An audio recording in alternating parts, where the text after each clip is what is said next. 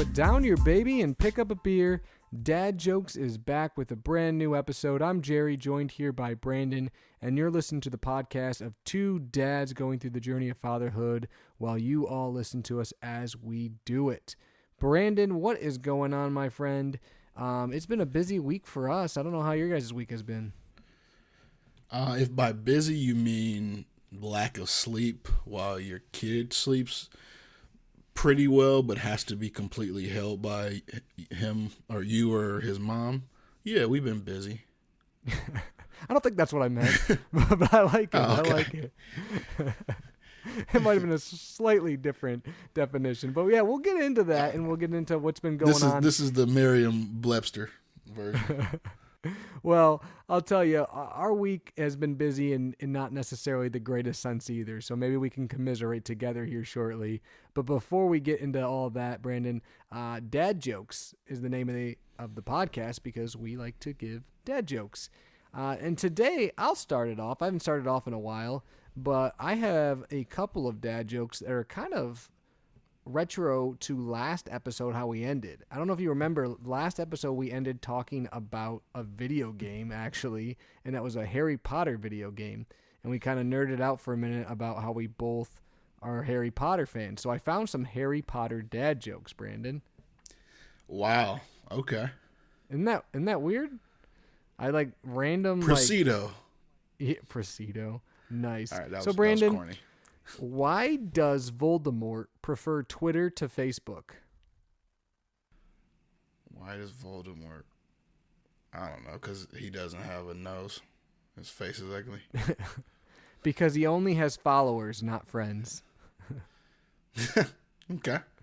That one was pretty decent. That's a Harry Potter dad joke. Yeah, Harry Potter dad joke. So I thought that was decent. I actually have another one that I thought was pretty funny too. You ready?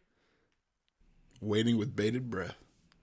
Why does Professor Snape stand in the middle of the road? Why? So you'll never know which side he's on. I like that one better. Yeah, they're both pretty decent. I thought I saw some Harry Potter dad jokes that was topical after our last conversation. So that's mine today. A little. You fun know what with we're Harry due Potter. for? We're due for some Nolan jokes. We are. I just hung out with. You know what he did? You'll appreciate this, Brandon. So I was hanging out with Nolan and my family on Easter, and we were eating at the table, and Peyton's in her little chair, and we're all eating, and Nolan proceeds to not give me any dad jokes, but he gave me about 50 pickup lines. Oh, so is Nolan like starting to enter like middle school towards his teenage years? Well, then he flipped though. It flipped from pickup lines to your mama jokes. So I got a lot of your mama jokes after the pickup line. So he's kind of branching out besides just dad jokes. He's got a lot of different things. Some of them are pretty funny, and we were sharing a few. I was giving him a few that I remember from middle school days. So. Bro, when I think it was when I hit the 5th grade, for whatever reason, like your mama jokes got to the point. There was that where show, wasn't there, on MTV or whatever? That wasn't even out yet. That wasn't even. I remember like going on a field trip. My mom was a chaperone, and we had a van full of people. And we were just going back and forth trying to say our funniest. And this is before like you could hop on the phone and like look stuff up. This is like we either telling something somebody else told us before, or we trying to come up with stuff on the fly.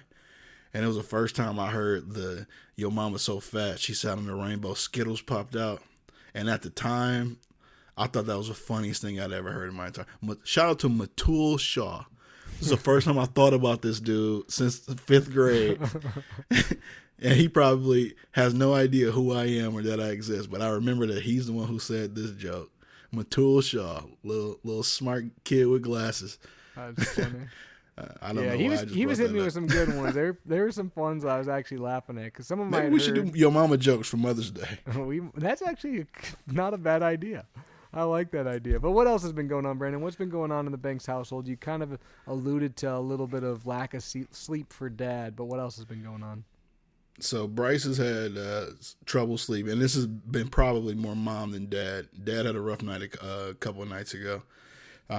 It seems that he like wakes up almost so at about 11 o'clock at night. He goes to bed around 8:30.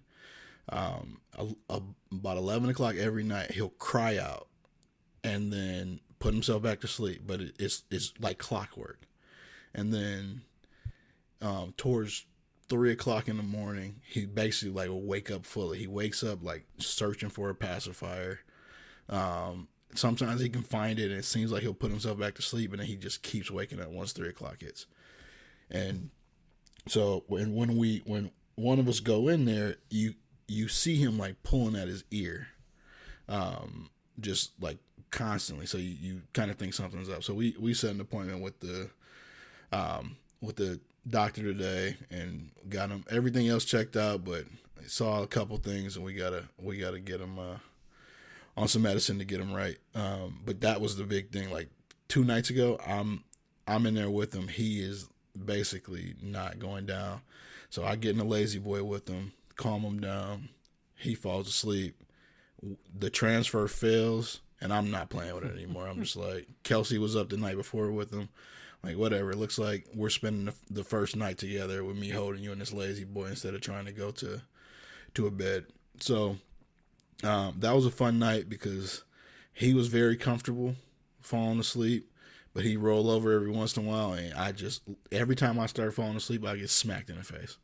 And I'm not talking like small smacks. I'm talking like kids trying to roll over to the other side, and so he uses his entire like arm to do that and smacks dad right across the face while he's trying to fall asleep.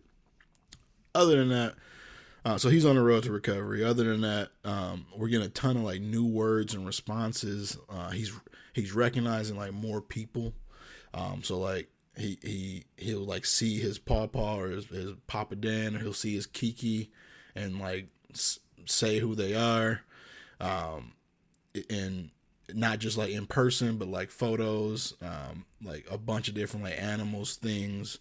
You're starting to see him like connect, like the person or the thing with what it does. So he might make the sound that it makes, or if him and his Kiki, like have a face that they make at each other, he'll do it like without being prompted, stuff like that. So definitely connecting those dots. Still waiting for like full sentences and stuff like that to come out. He thinks that he's talking in full sentences, so to me it's just a matter of time. But taking him to the doctor today, we got a good bill of health other than sorry about that. Right on, good bill of health. Yeah, other than the ear, yeah. But he's good. He's 27 pounds, which is it's interesting. Like how they start tapering off on the weight. Like he was, yeah.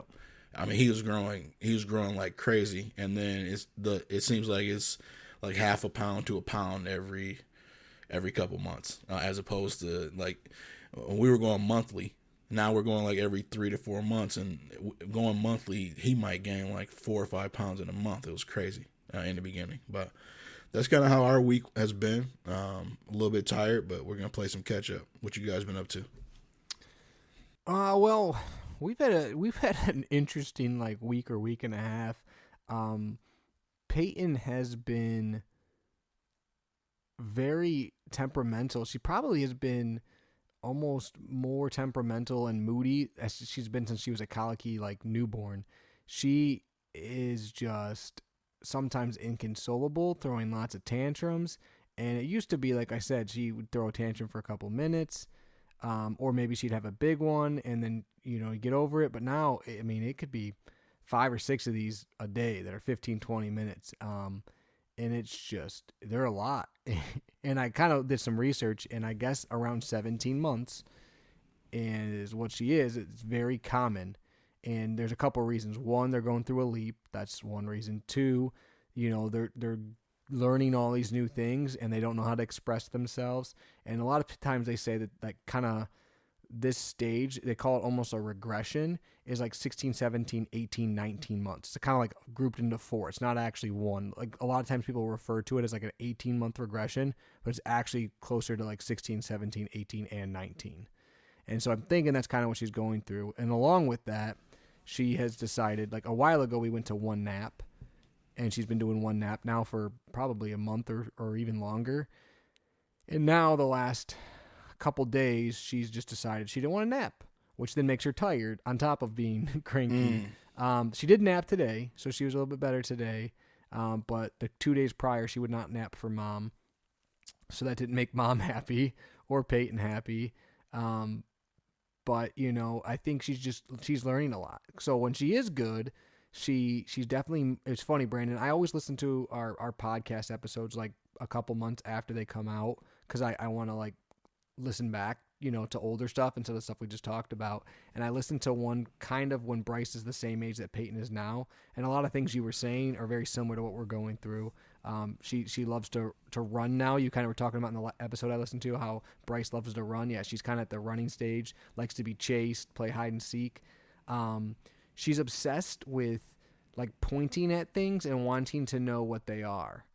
Like everything. What's that? Yeah, what's that? That's all I hear all day long. What's that? Yeah, and it'll be the same thing. The best part is she'll be on a book, like a page. Like she loves Mickey Mouse right now, and she'll point at Mickey, and I'll be like, "That's Mickey," and then that's Daisy. What's that? Donald. And then back to Mickey. That's Mickey still. Like it's just funny, but it's cute. It's good. The one Bryce still doesn't know what the fan is, even though he asks every day. We'll do a weekly update on that because I've brought it up a bunch. No, but basically she's very curious. She's learning stuff. The one thing that's kind of strange, I don't know if it's strange, but she early on she said lots of words, probably more than most kids her age, and then she kind of stopped and then she started. And now she's at like she doesn't talk as much. She like baby talks a lot, but she doesn't repeat as often. But then she'll get into weird moods where all of a sudden she does. So it's kind of strange. Like she'll like repeat what you're saying. You're like, yeah, that's what I said. And then all of a sudden, like the next day or two, you'll do it and she won't say it at all or even try to. It's like I don't know. She like mimics a lot of your actions and wants to know things, but she's not really interested in saying things all the time. So sometimes her communications is a lot more physical and touching and pointing and like that than it is actually verbal right now. So she'll say obviously mom and dad, and she, says things like up and yes and no. But she doesn't like I try to get her to say colors all the time, and she'll understand sometimes what I'm saying or like how I'm grouping them, but she won't like repeat like blue or red and stuff like that. Or like even like Elsa, she loves Frozen, and she'll say like she said Elsa before, but then like not consistent at all, even though she knows what it is. So we'll see. I feel like that's all going to come almost like all at once. It's like it's going to click what the color is and how it's associated, and then they're just going to get it. I got a question with what you said because it reminded me of something. So Bryce does this thing, and I'm wondering if Peyton does it too, where like if he's hanging up with someone on the phone, so like say his Kiki, for the longest time, like she had never heard him say Kiki, but every time he hung up with her, we tried to get him to say bye Kiki on FaceTime. Would not say it while he was on the phone. And the second that the call hung up, bye Kiki, bye Kiki. So I started just recording him as the call was hanging up. Does Peyton say bye in real time, or does she wait for like the person to end the call or go away before she says it? She doesn't really do either, to be honest with you. It's funny, she was really good with hi and bye at a very young age. And she would wave and even blow kisses. Now she I think she had that before Bryce did. Yeah, she has zero interest in doing any of that, saying bye or hi. She laughs like when you like she'll see and like, she'll like laugh or she kind of knows what it means sometimes too. Like I'll say bye and she'll like you can tell she's like sometimes she gets upset like she knows I'm leaving, but she doesn't like to say bye or hi very much anymore at all. But she will do kind of what you're saying. If I'll try to get her to say something and she won't do it, and then I'll hear her almost like when she's like talking to herself, like say a word, and I'm like, what are you saying? Like, you know what I mean? Like I'll hear her say something, I'll be like, wait, that's what I just said. Like 2 minutes ago, I was trying to get her to say it, and she wouldn't say it. But then the second she's kind of by herself, she'll say something. So yeah, I feel like they just do it on purpose. Well, it's funny too because sometimes I don't know if Bryce was ever like this, but you'll be like blue. You're trying to teach them blue, something that's relatively easy, you think, right? And they won't say that, but then they'll say like a 3-word like something that you would never expect them to say that you're not even trying to get them to say, and you're like, okay, A baby yeah. soliloquy, basically. Correct. Yeah, you're like, okay. Like go over there, and they'll be like, over there, and you're like, what? No, what? And it's funny because like they'll repeat stuff or she'll say stuff that I was not trying to teach her or not expecting, but then the things I've been hammering forever don't work. The one thing I will say I'm proud of, because I've been doing this forever, is she definitely knows nose, ears, mouth, hair, belly, feet, knows them all.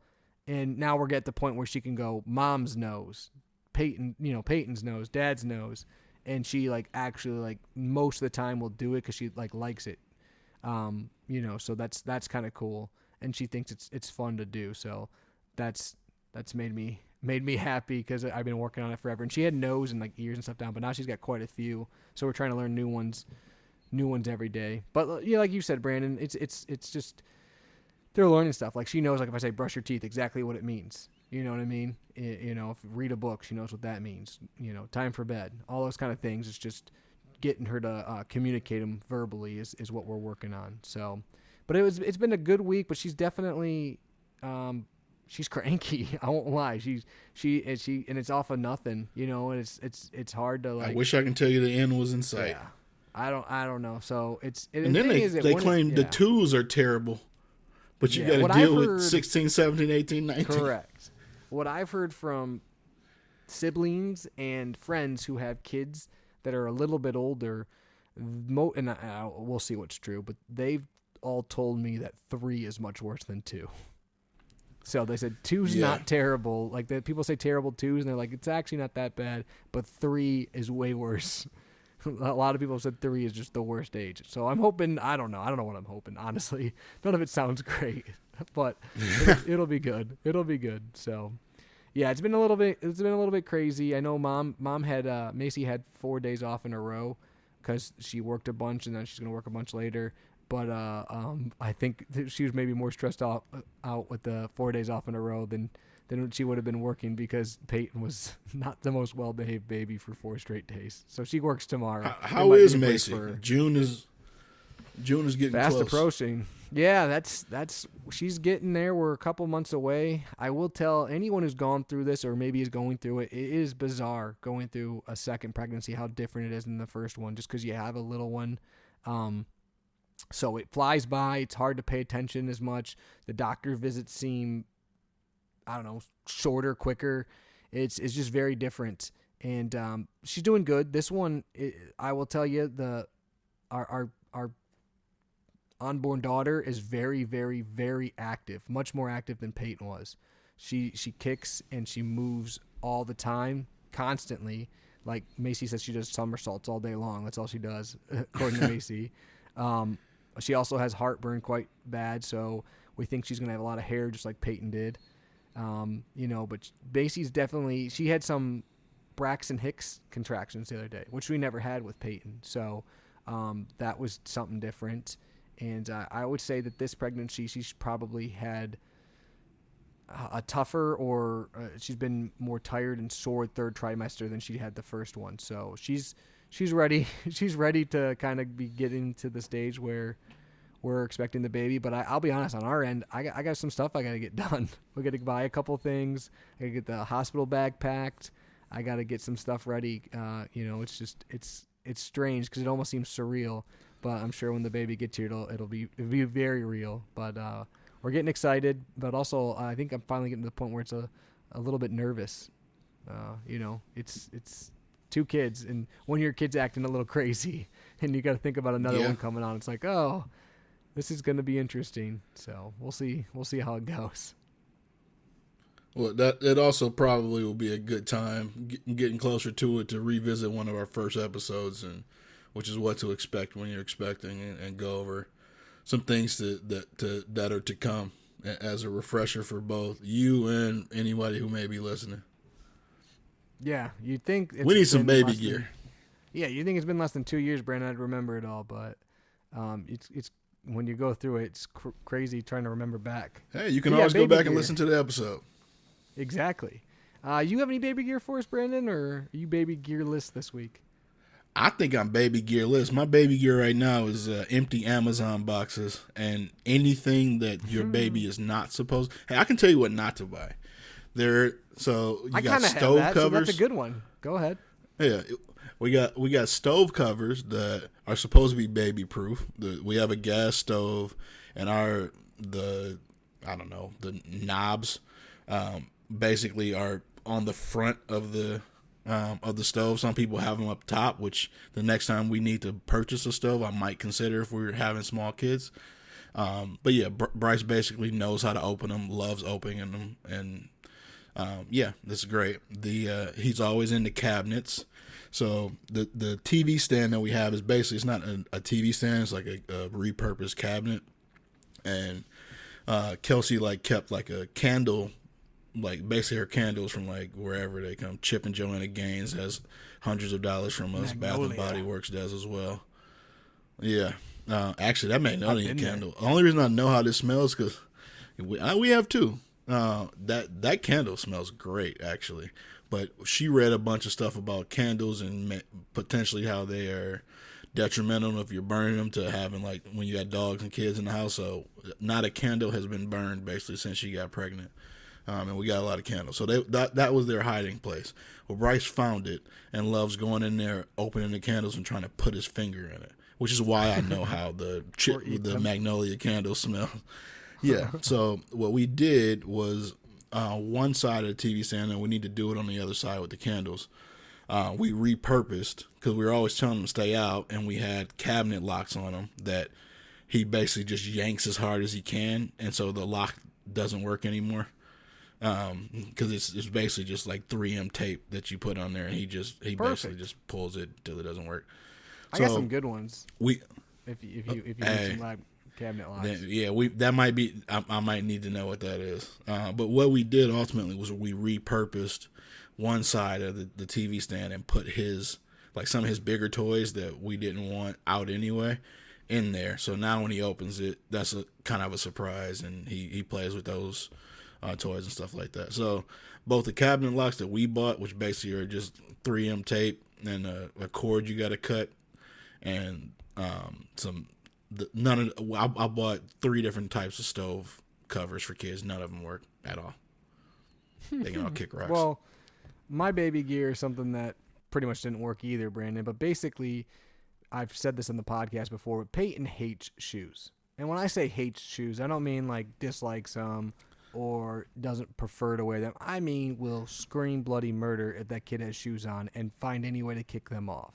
Hate shoes. And then if it'll get you better, somehow I promise. Get them on her and you somehow get them to stay on her for more than 20 seconds, she forgets that she knows how to walk when they're on her feet. You might as well put size Shaq shoes on her. It's the funniest thing. She's like, "Oh, I have shoes on. I can't move now." What? I have no idea. The kid, it's ridiculous. She's so dramatic. So she actually walked for 10 seconds the other day with shoes on, and I was so impressed, and then screamed and kicked him off. But anyways, Macy one day she's just gonna start walking in them, and you're gonna be like, "Oh, she's good." So happy. But anyways, Macy thought she was being smart the other day because the kid hates shoes, and we're getting to the point where it's obnoxious because if we go out, she should be wearing shoes, right? Even Easter, she was supposed to be doing the Easter egg hunt, and she was barefoot in the grass, and it was kind of chilly, just not smart.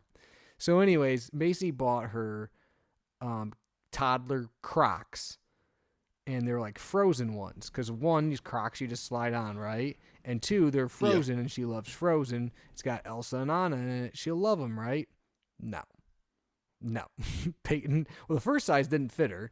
She bought her a second pair with bigger ones, and Peyton hates them. She likes to play with them. She loves to point at Elsa and Anna and have them and place them places and, play on her hands.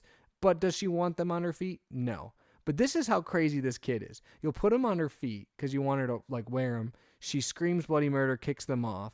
But then you'll walk away and you'll see her trying to pretend to put them on her feet. It drives me nuts. She won't actually put them on, but she's like, "Oh, these go on my feet." Yeah, they do, but they're supposed to stay there. So yeah, no, Crocs. If your kid hates shoes, 1, I'd love to hear if you have any tips. But 2, Crocs aren't the solution. At least they're not for our household. So those were. I got a slight tip. Gear that's not great. Okay. and it's not that crazy. Because Bryce did not like shoes when we first started doing it, and we dealt with him whining about it and just kept doing it. And then now he like loves. He's actually, let me rephrase it. He doesn't love having shoes on, but walks great in them. Will run in them. Like, doesn't try to kick them off unless he's sitting in his like car seat and notices them on. Then he's definitely trying to kick them off because he can see them right in front of him. But that for us was just repetition, and one day it just clicked and he was good. I mean, we keep trying, and we're gonna keep trying. Obviously, you gotta keep just trying, but it's funny. I don't get it. My mom actually got some on her one day, and she wore them to like a gym class, like a little gymnastics class, and I was like blown away. But then she told me as soon as they got there, she screamed and kicked them off. So I mean, I don't know. I think she just forgot they were on her feet, to be honest. But who knows? But anyways, Brandon, let's get into today's topic. Today's topic's kind of one that is important for, I think, everyone, but definitely for some people it's very, very important. And at what stage it becomes important can be different. For us, I think this is a topic that's going to become more and more important the older our kids get. And it's definitely important depending on your family situation and who you have near you. But basically, it's how to prepare a babysitter for success. And when I say babysitter, I'm not talking about grandma and grandpa. You know, that's a little bit different. I'm not talking about someone that watches your kid multiple days a week or anything like that. I'm talking about someone who literally hasn't watched your kid before and you're paying to watch your kid, right? So, how to prepare a babysitter for success. And I think the first thing we should kind of go into, Brandon, is how do you find one of these babysitters, you know? So what are some ways to find a babysitter if you do need a babysitter because either you don't have family or maybe you don't want to always have to rely on family?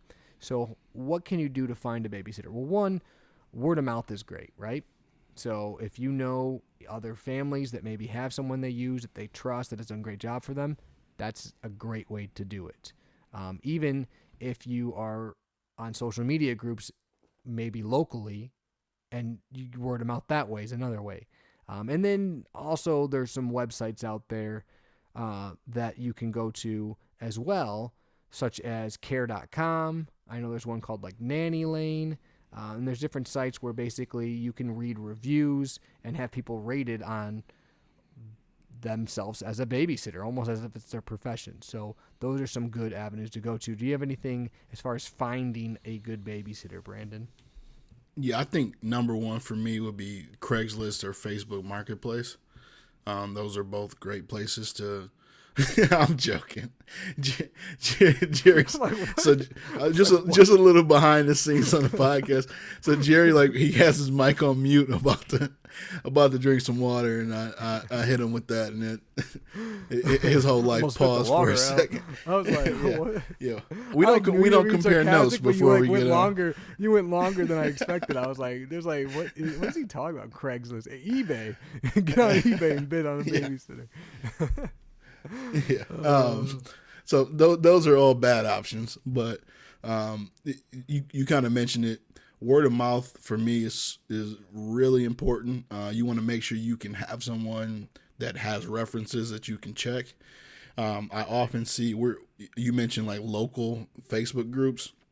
A lot of your neighborhoods, even beyond like just like the city you're in, but if you're in a subdivision, like my subdivision has a Facebook group, and there are people I'm not say constantly, but often volunteering their kids and like giving you the rundown. This is my daughter who's home for summer from law school and like has her is certified lifeguard and can do exactly. Like, I'm like really not joking.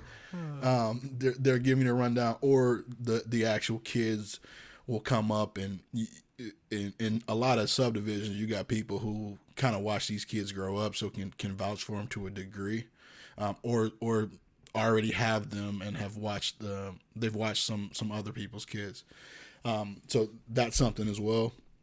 But it's really in this day and age of social media, it's not difficult to find someone who you trust who probably has used someone that you may trust as well. You mentioned care.com. Sitter City is another option as well.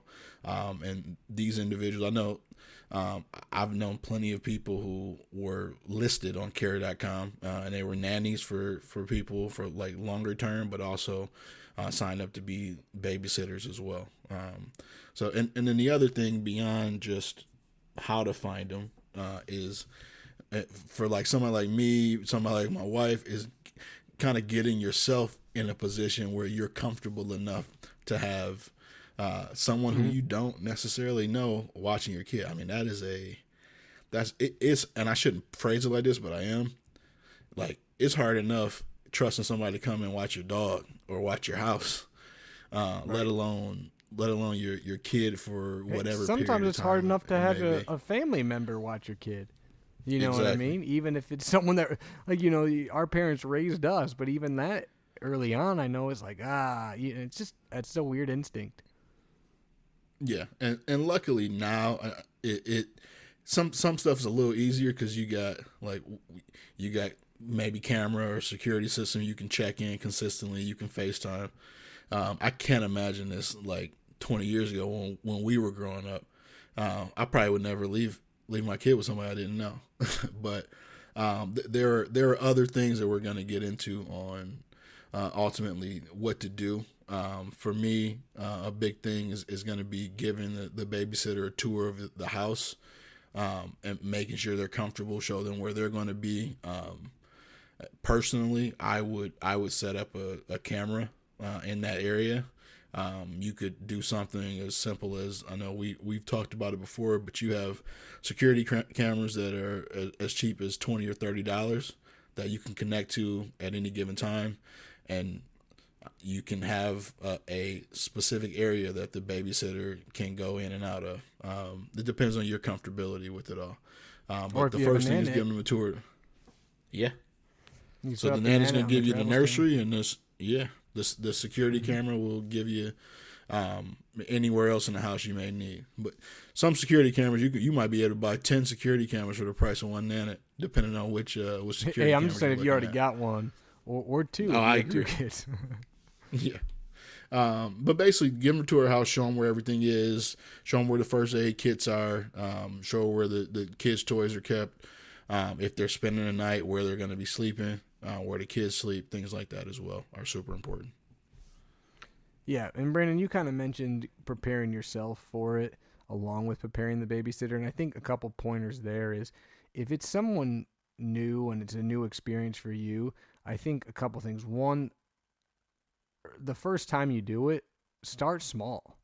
Maybe you have the babysitter over and you don't actually leave the first time. Maybe they're just there with your kid for an hour and just say, hey, we're just going to, it's an experience of like them to get used to then to get used to the babysitter, you to get used to them. I mean, you're still paying them for their time, but, it's just hey, we're thinking about having you watch them next week. Can you come over for an hour today just to meet and greet, like you said?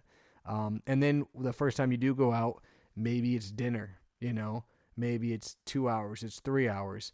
It's not anything crazy. So you're comfortable with it, and then you can get feedback, see how your kid was with it and how the babysitter did, so that the next time you can go longer. And then also, if you're going to make it short, maybe don't do it at a crazy time, like where they're going to have to give them a bath and put them down to bed and feed, make it so they only have to do a couple things. And it's really easy. Like, hey, the baby's already fed. All you have to do is keep them entertained and then put them down. Or, hey, we'll be home before we've put Bryce down for the night. So they don't even have to worry about that part. I mean, there's some things you can do to make it easier on the babysitter, but also easier on yourself. And then you can really get a feel for how you do, how they did, and how your kid did. So I think that's important, because hopefully you're hiring someone that maybe you're going to be able to hire multiple times, and you're building a relationship with them so that it does become easy if you need them for a few hours or a half a day or even overnight in a weird situation, that you have a comfortability with them. So I think those are some tips early on that can help yourself feel better and also set your kid up for success. Yeah, I think what you just said is, to me, the number one tip of this episode. It's, the first time they come, in my opinion, you need to stay there and be there, because the number one worry in my mind, and I know in my wife's mind, is if it's somebody new, is my kid comfortable with them? Because if my kid's not comfortable with them for whatever reason, then I'm not going to be comfortable. You don't want to find that out by, cause if the first time you have someone over to babysit, really, if you go out, all you're gonna be doing is looking at that camera the entire time to see what they're doing. Yep. So you want one, maybe two times to have them come over, get comfortable, so your kid is comfortable with them, and go from there. And then Jerry mentioned trying to schedule them off. I'll call it off peak hours. So when they really have to do something, but if that's unavoidable, or maybe you didn't think about that, make sure that you're going over the child schedule, going over nap times, feeding times, other routines that they follow.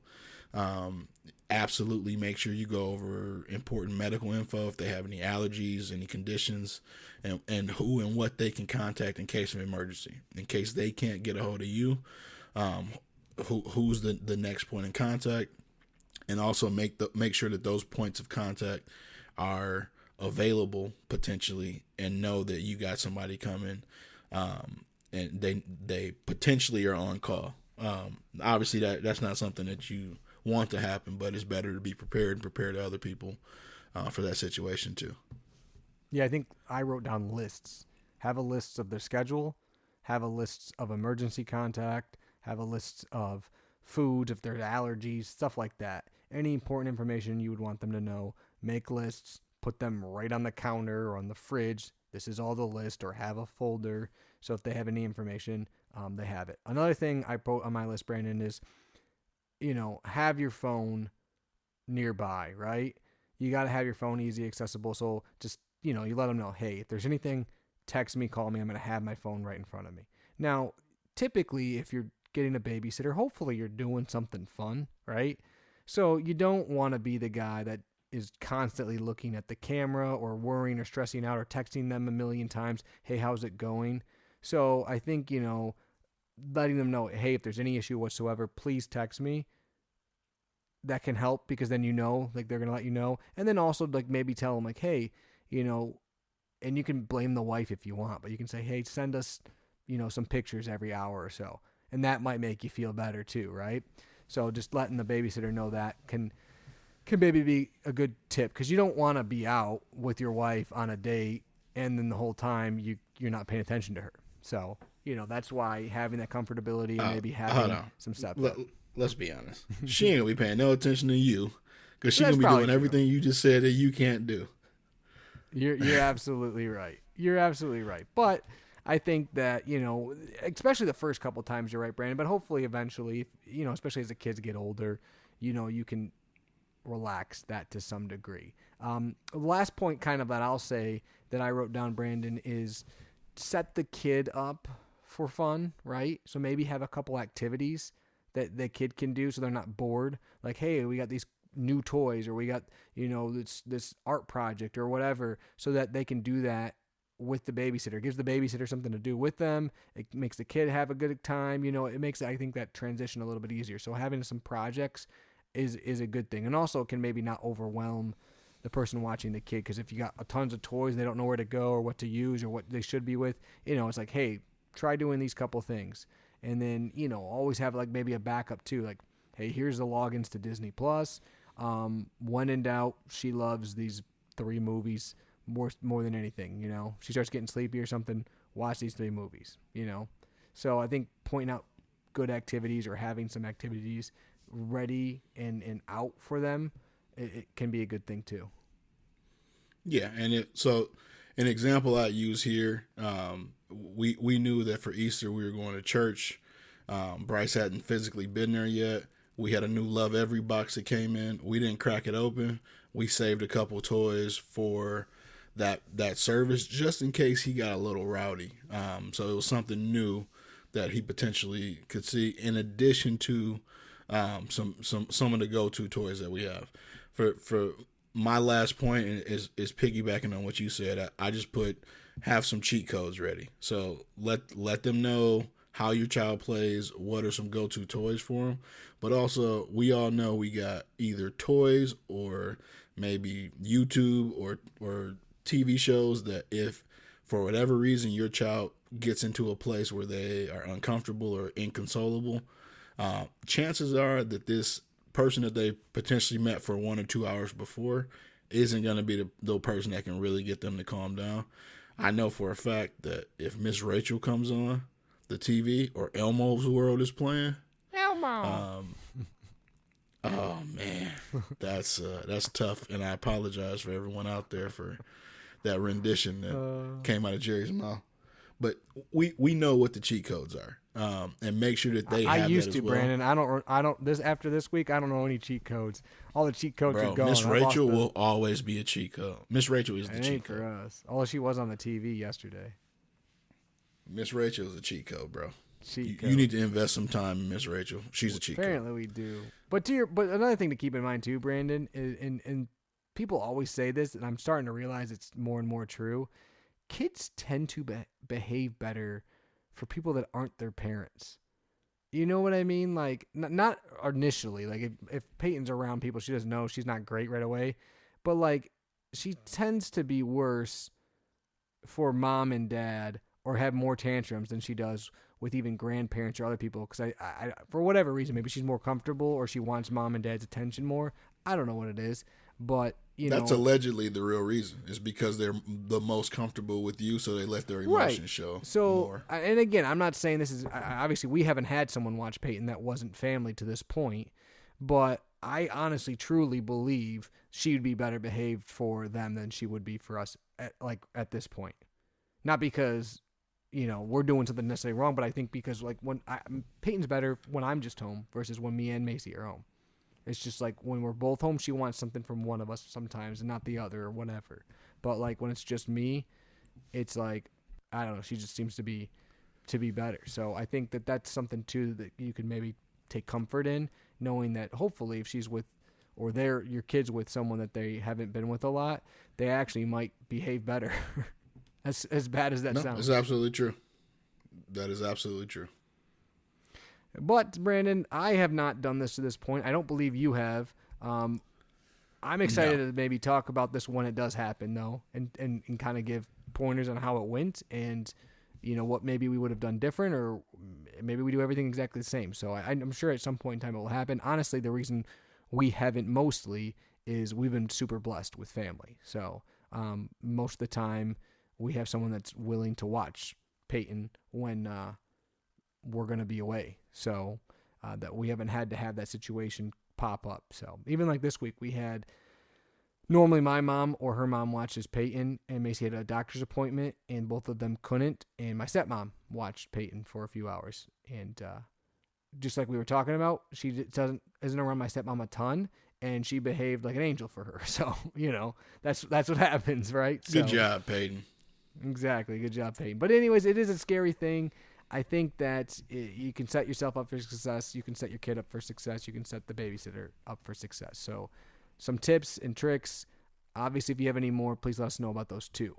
But without further ado, Brandon, hit me with a dad joke. I don't know if you're ready for this one. This is not R-rated. This is G-rated. I just thought of Destiny's Child. Like, I don't think you're ready, That's a pretty good callback for you. Good. I'm proud of you, Jerry. Proud of you and Peyton. All right, Jerry. Why couldn't the Ocean have a successful career as a comedian? Because he waved it goodbye. Nah, it's because he couldn't get his jokes to land. Oh, okay. All right, Jerry. I'll see myself out. There you go. That's better. It's a little double whammy for you. That's a little double whammy. I liked it. I like that. I was worried you said that joke before. The land part, I thought that was fairly familiar, but I've heard like wave jokes with water before, but I don't even know how they go. But either way, my delivery was better. You always think your delivery's better. Let's be honest. That's just what you think. That's 100% true. That's 100% true. Probably. Well, for anyone listening, whether you think Brandon's jokes are better or mine, if you haven't already, please like us on all our social media pages. Give us tips. It's no contest. Give us give us topics to talk about. Let us know if you want to be on the podcast. We love hearing from each and every single one of you. I'm hoping that this next week, maybe Brandon, we both get a little bit more sleep. Our kids are maybe a little less crazy, although I'm not very hopeful for that. And I'm excited to see where we're at a week from today. But until next time, as always, I'm Jerry, joined here by Brandon, and you've been listening to Dad Jokes.